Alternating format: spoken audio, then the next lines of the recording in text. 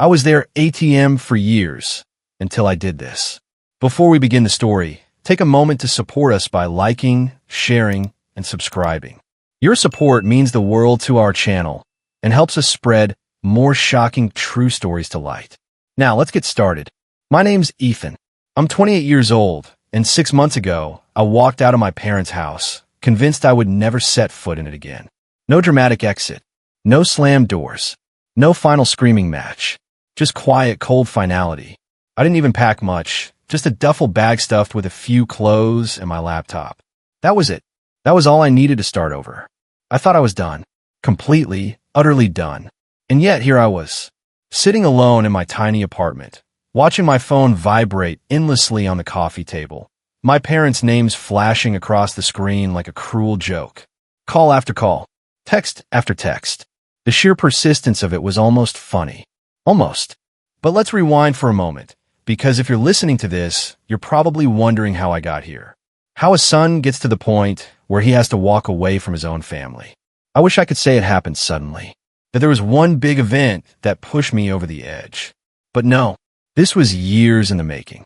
Years of expectations, of responsibilities that were never mine to carry, of being treated like a walking ATM while my older brother, Ryan, sat back and coasted through life. And 6 months ago, I finally had enough. The golden child and the burden bearer. Growing up, my parents weren't the warm, nurturing type. They weren't outright abusive, either, but love in our house always came with conditions. You earned affection through obedience, through usefulness. And I was the responsible one, the dependable one, the son who never caused trouble, never rebelled, never gave them a reason to raise their voices. I did what was expected, not because I wanted praise, but because I thought that's just what family did. Then there was Ryan, my older brother, the golden child. Ryan could do no wrong, even when he did. He dropped out of college. He's just figuring things out. Fired from 3 different jobs? Corporate workplaces don't appreciate his creativity. Moved back home at 31 with no job, no real ambitions, and no plan? Times are tough for everyone, Ethan. You should be more understanding. Meanwhile, I got my first job at 16. I put myself through college on scholarships and part-time work. I graduated with a degree in finance and landed a steady job right out of school. I never once asked my parents for money. But you know who did? Ryan. And guess who was expected to pick up the slack when my parents started struggling financially? Yeah, me. At first, I didn't complain. They were my parents. And family helps family, right? But they never outright asked me for money. No, that would have been too direct. Instead, the guilt trip started. Mom would sigh dramatically when I visited. She'd rub her temples, talk about how hard things have been lately, how they were just a little short this month. Dad would bring up Ryan, slipping it into conversation so casually, as if he wasn't planting a seed. Your brother's trying, Ethan. He just needs a little more time to get on his feet. I knew what they were doing. And worse, I let them do it. It started small, covering a utility bill here and there. There was groceries, then a temporary contribution to the mortgage. Temporary stretched into every single month. Before I knew it, I was paying for almost everything, barring their car payments. Meanwhile, Ryan sat around playing video games, acting like a guest in his own home. I gritted my teeth and told myself it was temporary, that things would get better. But then, 6 months ago, everything came crashing down. The breaking point. It was a Sunday afternoon. I had just wrapped up a brutal week at work. Long hours, tight deadlines, endless stress. All I wanted was a quiet day to myself. But like always, I found myself stopping by my parents' house. I had gotten into the habit of bringing groceries with me because I just knew they wouldn't have gone shopping. When I walked in, bags in hand, I could immediately feel it in the air. Something was off. Mom sat in the living room, arms crossed, lips pressed into that thin, disapproving line she always had when she was waiting to be angry. Dad stood in the kitchen, shaking his head like he was already disappointed in me for something I didn't even know I had done. And Ryan? Ryan was sprawled out on the couch, phone in hand, tapping away like he didn't have a single care in the world. I barely had time to say hey before Mom hit me with it. We need to talk, Ethan. Never a good sign. I set the grocery bags down, already exhausted before the conversation even began. Dad stepped forward. His voice was firm, but not harsh. The kind of tone that made it clear a decision had already been made. We've been talking, and we think it's time you contribute more. I just blinked. Contribute more? Mom scoffed, shaking her head. You make good money, Ethan. It's not fair that we're struggling while you get to live on your own, spending your paycheck however you want. Something in my chest tightened. I'd already been paying their mortgage for 2 years. That wasn't nothing. I already am contributing, I said, my voice sharper than I intended. Mom rolled her eyes. A few bills here and there? That's nothing compared to what we need. That was when Ryan, who had been silent up until now, finally chimed in. Come on, man. You know they've done a lot for us. It's just money. My head snapped toward him. Us. I repeated, my voice dangerously calm. I don't see you paying for anything, Ryan. That set Mom off. Don't talk to your brother like that. He's trying his best. I let out a humorless laugh. Really? Because from where I'm standing, all he's trying to do is set a world record for the most consecutive hours spent doing absolutely nothing. Dad's voice cut through the tension, sharp and final. We're asking you to step up. The house is too much for us to handle alone. If you were a good son, you'd take responsibility. And that was it. That was the moment something inside me snapped. I had given them everything. My time, my money, my patience. And it was never enough. I inhaled deeply, forcing my voice to stay even. Let me get this straight. You wanted to take over the mortgage completely? Pay for everything, while Ryan continues to do nothing. And you don't see anything wrong with that. Mom's lips thinned. We just thought, as our son, you want to help your family. I turned to Ryan, my hands clenched at my sides. And what exactly is he? A houseplant. Ryan sat up, glaring at me. I hate you, dude. I never asked for this. I laughed. No, but you sure as hell benefited from it. Mom stood abruptly, anger rolling off her in waves. If you walk out that door, don't bother coming back. I stared at her for a long moment. Let her words settle between us. And then, I smiled. Okay. And I walked out. No dramatic speeches. No yelling. Just done. Freedom, or so I thought. I didn't look back. Not once. I walked straight out of that house, got into my car, and drove to my new apartment, a place that for the first time in my life actually felt mine. No obligations. No guilt. No weight pressing down on my shoulders. For the first time in years, I felt like I could finally breathe. At first, I ignored the calls, then the texts. I had expected them to reach out. I knew my mother wasn't the type to just let things go, but I wasn't prepared for the sheer volume of messages. My phone turned into a war zone, notifications popping up so fast I barely had time to read them before another one came in. I blocked their numbers. It was the only way to get some peace. Days turned into weeks, weeks into months, and slowly the noise faded. They gave up, or so I thought, because today, exactly 6 months since I walked out, my phone lit up with a message from an unknown number. Dad, why haven't you paid the mortgage this month? I stared at the message for a long moment, my mind blank. Then, slowly, a smirk pulled at the corners of my lips. Oh, this was going to be fun. I typed out a response, every letter deliberate. Oh, I thought I wasn't welcome. And then, I hit send. Almost instantly, my phone exploded. Call after call. Message after message. It was like a dam had broken, and the floodwaters were rushing in all at once. I leaned back on my couch, watching my phone vibrate violently on the coffee table, the screen lighting up like it was possessed. I didn't touch it. Not yet. Instead, I crossed my arms and just watched. Let them panic. Let them feel what it was like to scramble, to wonder, to be helpless. Because for years, I had been the safety net, the backup plan, the emergency fund they never had to think twice about. And now, they were on their own. The guilt trip begins. I knew exactly what was coming. It was textbook. First, the outrage. Then the guilt. Then, the desperation. I let my phone buzz for a while, watching as message after message poured in. I could already imagine how the conversation was playing out on their end. Mom pacing the living room, furious and shrieking about how I could do this to them. Dad rubbing his temples, muttering about responsibility. And Ryan? Probably still sitting on the couch, not lifting a damn finger to help. Finally, curiosity got the better of me. I picked up my phone and scrolled through the messages. Mom, what is wrong with you? How could you do this to us? The bank just called. We're late on the mortgage. Are you really this cruel? Dad, Ethan, this is serious. We can't afford to be behind on payments. We could lose the house. Call me now. Mom, I can't believe you're doing this out of spite. We raised you, and this is how you repay us. You think you're punishing us, but you're just hurting your own family. Dad, don't be childish.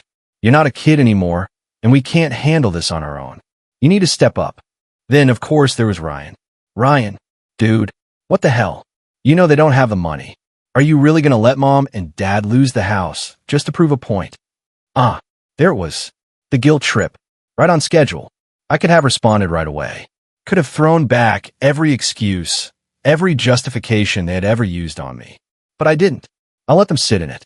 Let the panic settle. Let them realize for the first time that I wasn't their safety net anymore. 20 minutes passed. Then my phone rang. Dad, I let go to voicemail. Mom called next. Straight to voicemail. Another text from Ryan. Ryan, answer your phone. This isn't funny. Funny? Oh no. This was the funniest thing I had ever seen. Not my problem anymore. I leaned back on my couch, staring at my phone as it buzzed furiously against the table, vibrating so hard it nearly tipped over. Missed calls. Voicemails. Desperate texts. I could already predict their next move. Mom, screaming about betrayal. Dad, trying to sound reasonable at first, until frustration got the better of him. And Ryan? Either guilt-tripping me or pretending this wasn't his problem. I let them stew in it a little longer.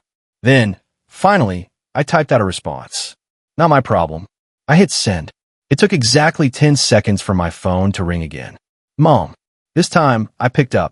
The second I answered, she was already screaming. How dare you? She shrieked. You can't just abandon your family like this, Ethan. You know we need your help. We trusted you. I kept my voice calm. Oh, like how you trusted me to keep paying for everything while Ryan does nothing all day? Don't talk about your brother like that. She snapped. He's going through a rough time. You have no idea how hard it is for him. I actually laughed. A full, genuine laugh. A rough time?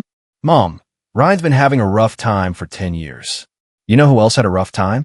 Me, while I was paying for everything. She sucked in a sharp breath, but I wasn't done. You told me not to come back.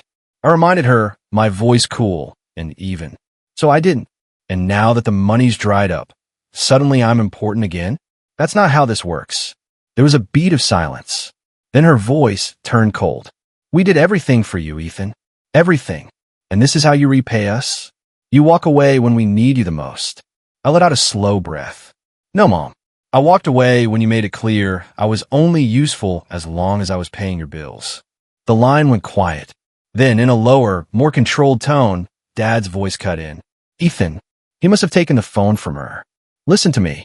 We just need a little help. Just this month. We're already behind. And if you don't help, the bank is going to start foreclosure proceedings. Something sharp twisted in my chest. Not guilt. Anger. Because this was always their tactic. Push, push, push, until I had no choice but to give in. Make me feel like I was the bad guy for setting boundaries. But not this time. I exhaled through my nose. Sell the house. Instantly, Mom's voice exploded in the background. We can't sell the house. This is our family home. I shrugged, even though they couldn't see me. Sounds like a personal problem. Dad inhaled sharply, like he was trying to keep his temper in check. Ethan, be reasonable. We just need a little support until we figure things out. Figure things out? I repeated, my voice flat. Like how to finally get Ryan to pull his weight? Or how to guilt-trip me into fixing your mistakes again? There was a long pause. Then Dad's voice sharpened. Enough. I'm done begging. You're our son, and you will help us. And there it was. The real them. Not desperate. Not helpless. Entitled. I let out a slow, bitter chuckle. Well, Dad, looks like you'll have to figure this one out on your own. And then I hung up. They're desperate, but I'm done. The second I hung up, my phone lit up again. More texts. More calls. More frantic, desperate attempts to reel me back in. I ignored them. For years, they had drained me dry, guilt me into carrying a burden that was never mine to bear. And now that I had finally stepped away, They were scrambling because for the first time in their lives, they had to face the consequences alone. I stretched out on my couch, flipped through some random TV channels, and enjoyed the rare silence of a day where I wasn't being sucked into my family's endless black hole of demands. Then my phone rang again. This time, I actually laughed when I saw the caller ID. Ryan. I let go to voicemail. A minute later, a notification popped up. New voicemail from Ryan. I played it on speaker, mostly for my own amusement. Dude, his voice was low, serious, like he was some kind of mob enforcer delivering a warning. You really messed up this time. Mom's crying. Dad's freaking out. You need to call them back and fix this. I roll my eyes. Fix this? Like I had set their house on fire, instead of just refusing to be their personal ATM anymore. I was about to delete the message when Ryan's voice dropped even lower, like he was about to deliver some real tough guy wisdom. You're being selfish, man. You think you're proving some big point, but all you're doing is destroying our family. I swear, if you don't pay the mortgage, I'll... Click. I deleted the voicemail before he could finish. Ryan had always been full of empty threats. What was he going to do? Yell at me harder? Beg for money aggressively? Before I could even put my phone down, another text came in. Dad, you don't seem to understand the gravity of the situation. This isn't just about us. If we lose the house, you won't have anywhere to come back to either. I actually laughed out loud. Come back. Did they seriously think I was going to come crawling back if they just let this go on long enough? I tapped out a response. Me? I seem to be doing just fine without it. 2 seconds later, my phone exploded with another incoming call. Mom. Against my better judgment, I picked up. The second I answered, she screeched into the phone. I hope you're happy, Ethan. No hello. No build-up. Just straight to emotional terrorism. We have days, Ethan. Days before they take our home. How would you do this to us? I held back a yawn. You mean the home I apparently had no right to exist in anymore? That home. Don't mock me, young man, she shrieked. I grinned. Oh, I dare, Mom. I really dare. She made a furious noise, somewhere between a gasp and a growl. I continued, my voice syrupy sweet. Let's recap, shall we? A few months ago, you told me I was ungrateful, that I should leave and never come back. So I did. And now you're mad at me for doing exactly what you told me to do. That's not the point, she snapped. Oh, I think it is. She inhaled sharply, like she was about to go on another tirade, but I cut her off. You know, I've been thinking, I mused. Maybe it's time for Ryan to step up. He does live there rent-free, after all. Seems only fair, right? Silence. Then suddenly Mom laughed, like I had just said the funniest thing she'd ever heard. Ryan, she scoffed. Oh, Ethan, don't be ridiculous. Ryan isn't built for that kind of responsibility. Oh. Something inside me clicked. Interesting, I said slowly. So what you're saying is, I, your other son, was just expected to do it. Because I was built for responsibility. Mom sniffed. You always knew how to take care of things, Ethan. Unlike Ryan, you actually... I let out a cold, sharp laugh. Got it. Ethan, stop being dramatic. I leaned back, smirking. Oh, Mom, you haven't seen dramatic yet. I'll let the silence hang for a moment before delivering the final blow. Tell you what, I'll make you an offer. A beat of hesitation. What kind of offer? I smiled. I'll call the bank. Mom inhaled sharply, like she was about to cry with relief. You will. I grinned. Yeah, I'll call them and ask how long you've actually been behind on payments. Because let's be real, there's no way this problem started the second I stopped paying. Dead. Silence. I leaned back in my chair, savoring the moment. Oh, you didn't think I'd figure that out? More silence. I chuckled. You've probably been missing payment for months, haven't you? But as long as I kept covering for you, you figured you'd be fine. Mom's breathing turned shaky. Ethan, I wonder what else I'll find out. I mused. Like how much of my money actually went to the mortgage? And how much of it just disappeared? Ethan, listen. Oops. Gotta go. I said cheerfully. So many calls to make. And I hung up. I could already picture the chaos on the other end. Mom panicking. Dad pacing. Ryan sitting there, doing nothing, wondering if this was the part where he actually had to be a functional adult. But this was only the beginning. Because now I was really mad. The lies unravel. The moment I hung up, my phone started buzzing again. More calls, more texts, more desperate attempts to keep me from digging deeper. I ignored them. Instead, I leaned back, scrolled through my banking app, and started checking the old transfers I had made to them over the years.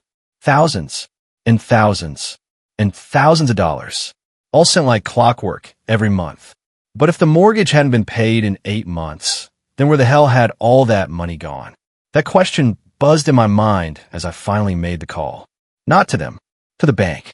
It took a few minutes to get through to someone, but when I finally did, I put on my best concerned and responsible adult voice. Hi, I used to handle my parents' mortgage payments, but I recently stopped. I just wanted to check the status of their account. The rep asked me a few questions to verify my identity. Then she put me on hold. I drummed my fingers against the table, waiting. When she finally came back, what she said nearly made me laugh out loud. Sir, it looks like the account has been delinquent for nearly 8 months. I ran a hand through my hair, suppressing a whistle. Wow, so you're saying that even while I was sending the money, they weren't paying? There was a brief pause. Then, it appears so, yes. Oh, this was gold. I ended the call, a grin stretching across my face. They were done. But I wasn't done yet. I took a deep breath, then, for the first time since all of this started, I actually called Ryan back. The phone barely rang before he picked up. Ethan, finally. Dude, you need to fix this. I cut straight to the point. Hey, quick question. Where do you think all the money I sent went? Silence. Then, Ryan spluttered. I don't know what you're talking about. I snorted. Oh, come on, man. You live there. You had to notice something? Mom and Dad suddenly buying more stuff? Taking trips? Where did the money go? More silence. Then, Ryan snapped. Why does that even matter? The point is, I cut in, they've been lying to me, letting me pay while they pocketed the rest. And now they're only freaking out because they finally ran out of my money. Another silence.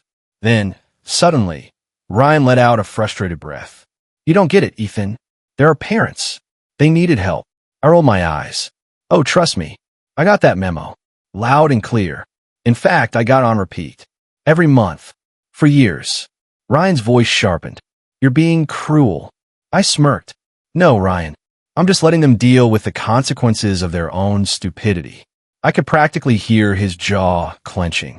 Before he could try another guilt trip, I hit him with a real kicker. You know, I was actually going to feel bad about all this. I said, but after learning they were lying to me for almost a year?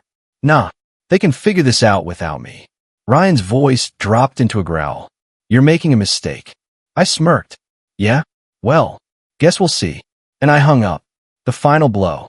The moment I hung up, my phone blew up again. Call after call. Text after text. They weren't done. But neither was I. I barely had time to toss my phone onto the couch before another text came in. Mom, we need to talk. Right now. I smirked and typed back. Me. Oh, now I'm part of the family again? That's cute. Almost instantly. Mom, stop this. You're ruining everything. Oh no, I wasn't ruining anything. I was just getting started. I sat back, letting them stew, letting them realize that the person they had depended on for years had finally cut the cord. Another text popped up, this time from Dad. Dad, I can't believe you're doing this. After everything we've done for you, you're going to let us lose the house? What kind of son are you? I scoffed, shaking my head. Everything they'd done for me? If I had $1 for every time they used that line, I could have paid off their damn mortgage myself. Same script. Different day. I opened my messages and fired back, typing each word with deliberate calmness. Me. Funny. I was just thinking the same thing. You keep asking what kind of son I am, but it seems like I'm the only one who actually paid attention. I'm not the one who failed to pay the bills. I'm not the one who ignored the problem for months. Maybe it's time you both learn to deal with your own messes. I hovered over the send button for a moment. Then, with a deep breath, I pressed it. I knew exactly what was coming next. And sure enough, 2 seconds later, Dad called. I picked up on the third ring, keeping my voice steady. Ethan, this isn't you. His voice was low, controlled, trying to reel me back in. We raised you better than this.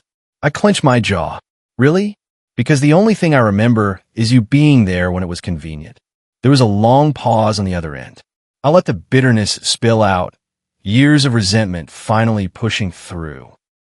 I've been covering your debts for so long, I can't even count how many times I saved your asses. But every time I needed help, you were either too busy or too wrapped up in your own mess to care. And now, you want to call me ungrateful? Silence.